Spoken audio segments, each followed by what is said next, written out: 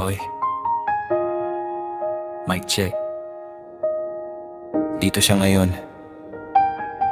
Yung taong nakikita mo naglalakbay sa lansangan. Hindi siya maingay, pero may lakas na dala-dala. Parang bato sa ilalim ng dagat na hindi natitinag. Ang mga paa niya ay batik-batik ng putik, pero ang tingin niya ay diretso sa langit. Sinabi niya, ang buhay ay hindi tuwid, pero hindi ibig sabihin na hindi ka makakarating sa dulo. Minsan, titig lang siya sa kalsada, iniisip ang mga daang tinahak, mga bagay na pinagdaanan. Hindi siya nagpapasakit ng iba, pero hindi rin siya papayag na saktan. May mga sugat siya sa puso, pero binabago niya yun sa mga salita.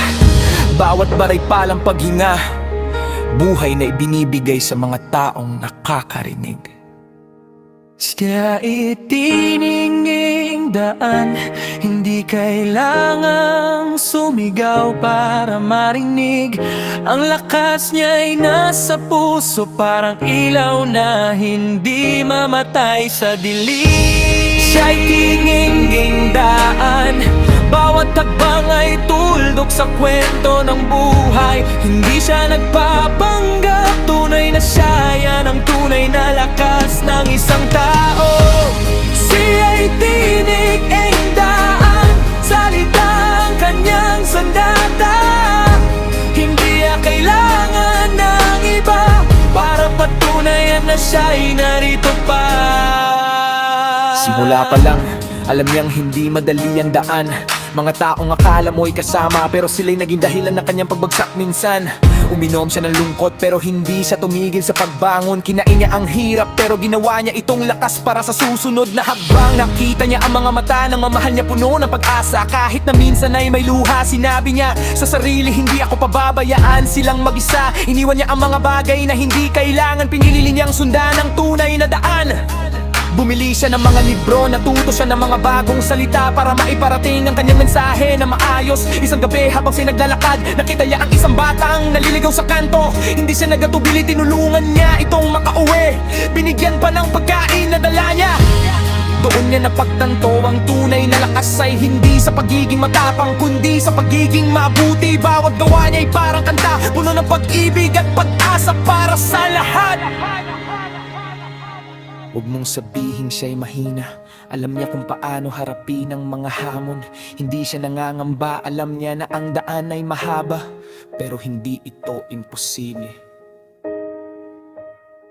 Isang banat para sa mga nanghusga, huwag kang manghusga kung hindi mo naranasan ang kanyang daan. Isang banat para sa sarili niya, lalaban ako hanggang sa makamit ko ang tunay na kalayaan.